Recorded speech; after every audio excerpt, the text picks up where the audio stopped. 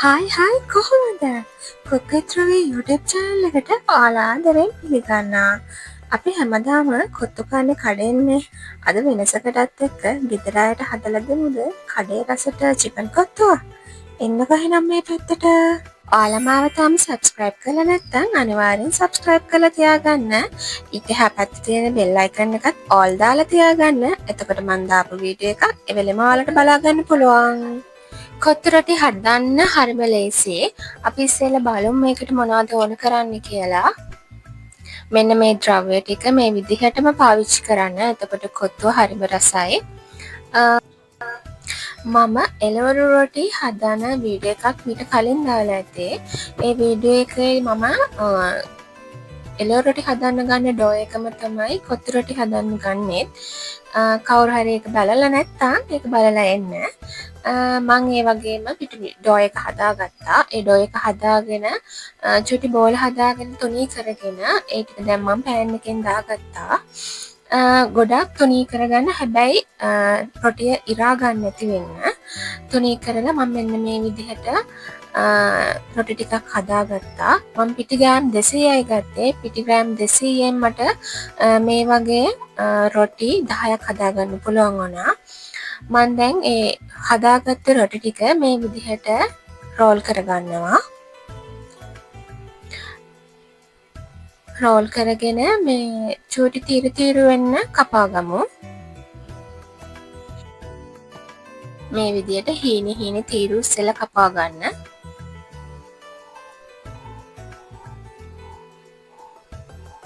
ඊට පස්සේ මේ ටික ආය අනිත් පැත්තට අරගෙන පොඩි කොටු හැඩයට කපා ගන්න. මෙන්න මේ විදිහට මේ තියෙන මම ඔක්කොම රොටි ටික මේ විදිහට කපා ගත්තා. ඊට පස්සේ අපි එළවලු ටික රෙඩි කරගමු.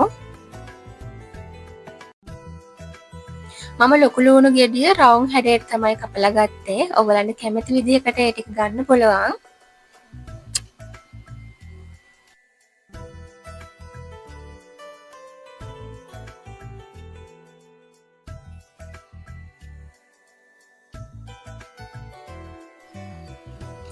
හරි, මම දැන් තාච්චියක් ලිපේ තියාගෙන කොත්තු හදන්න තමයි යන්නේ. ඉස්සෙල්ලම අපි තාච්චිය රත් වෙන්න තියලා ඒකට තෙල් මේස හැඳි 4ක් දාගන්නවා.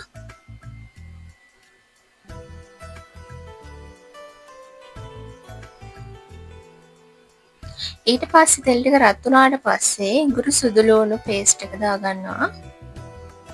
ඒ ටික හොඳට රන්වන් පාට වෙනකම් බැදෙන්න තියාගන්න. එතකොට තමයි අපේ කොත්තුවට රස වැඩි වෙන්නේ.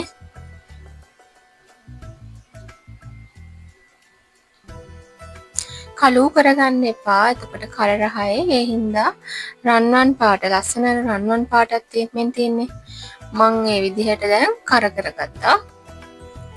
ඊට පස්සේ මම මේකට දාගන්නවා කපාගත්තු කැරට් ටික.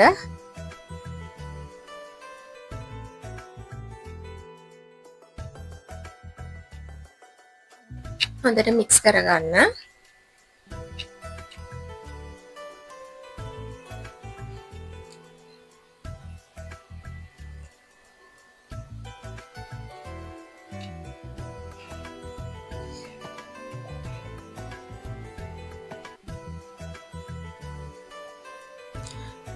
ඊට පස්සේ මම මේකට දාගන්නවා බෝංචි.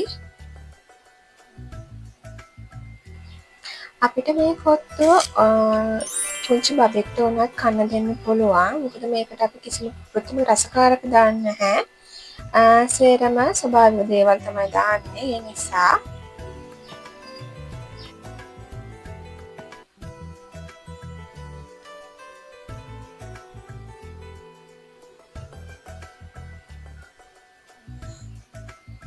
ඊට පස්සේ මම දාගන්නවා මේකට රම්ප කරපිංචා.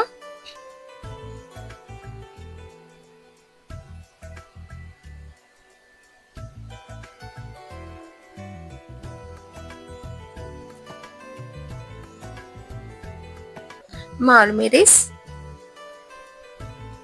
ඔයගලන්ට මේකට කොච්චි තියෙනවා නම් කොච්චි පාවිච්චි කරන්න පුළුවන්. මම ගත්තේ මාළු මිරිස්.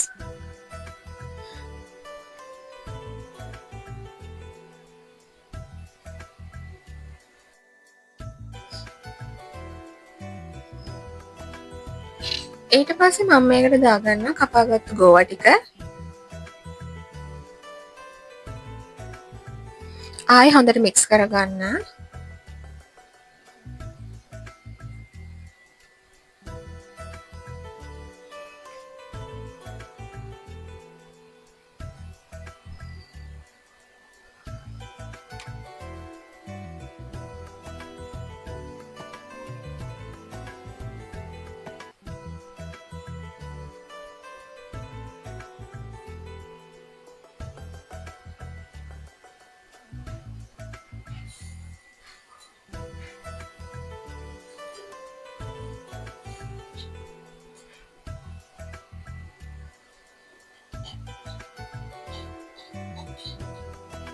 මම දැන් මේකට බිත්තර දෙකක් දාගන්නවා.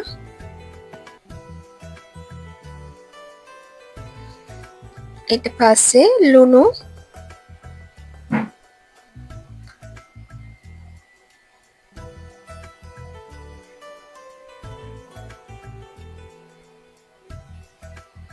ඊට පස්සේ ගම්මිරිස්. ඒ ටිකක් දාලා හොඳට මික්ස් කරගන්න ඕනේ.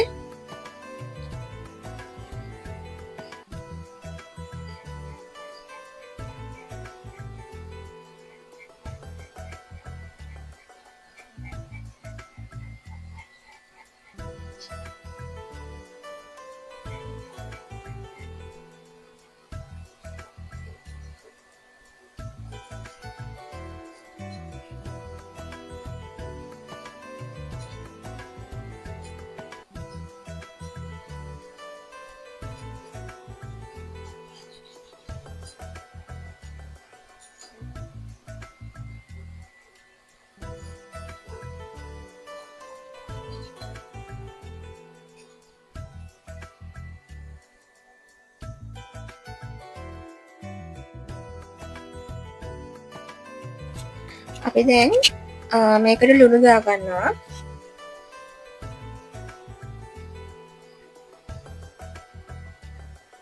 ගම්මිරිස් හොඳට මික්ස් කරගන්න මේ ටික දාලා. ඊට පස්සේ මම මේකට දාගන්නවා කැරි මිරිස්. මේකත් හොඳට මික්ස් කරගන්න.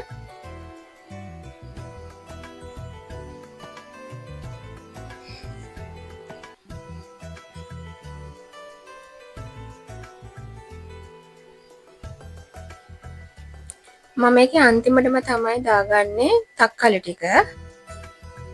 ඒ ටිකක් දාලා හොඳට මික්ස් කරගන්න. ඊට පස්සේ අපි කපාගත්තු කොත්තු රොටි ටික දැන් මේකට ඇඩ් කරගන්නවා. දාගෙන හොඳට මික්ස් කරගන්න. එළවලු වල කොත්තු රොටි කෑවෙන විදිහට හොඳට මික්ස් කරගන්න.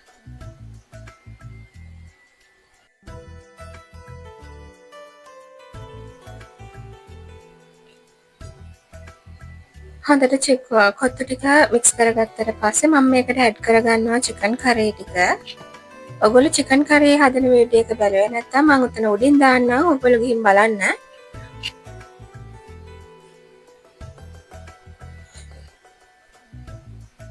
මේ ටික හොඳට මික්ස් කරගන්න චිකන් කරේ එකත් එක්ක. ඊට පස්සේ මම අන්තිමටම දාගන්නවා අපි රවුම් හැඩයට කපාගත්තු ලොකු ලුණු ටික. දැන් ආයි හොඳට මික්ස් කරගන්නවා. මේ වෙලාවේ ඔයගොල්ලන්ට ලුණු බලන්න පුළුවන්. ලුණු මදි වගේ නම් ලුණු ඇඩ් කරගන්න. ඊට පස්සේ මම මේකට ඉස්කොල ටික දාගන්නවා.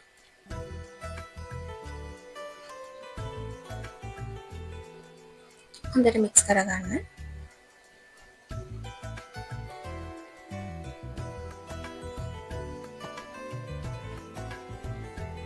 හරි. දැන් අපේ කොත්තුව හදලා ඉවරයි. අපි මේකට කිසිම කෘත්‍රිම රසකාරකයක් දැම්මේ නැහැ. සේරම දැම්මේ ස්වභාවික රසකාරක. ඔයගොල්ලන්ට මේ වගේ ගෙදරදිම කොත්තුවක රස බලන්න පුළුවන්. මේ විදිහට හදන්න. පුංචි දරුවෙක්ට උනත් බය නැතුව අපිට දෙන්න පුළුවන්. එහෙනම් මාව තාම subscribe කරලා නැති අය අනිවාර්යෙන් subscribe කරන් යන්න. එහෙනම් මේ විදිහටම කොත්තුවක් හදලා පහලින් මට කමෙන්ට් කරගෙන යන්නත් අමතක කරන්න එපා. ඒ වගේම යාළුවොත් එක්ක ෂෙයා කරගන්න. මේ වගේ තවත් රසවත් වීඩියෝ එකකින් හමු වෙන්නම්. බයි!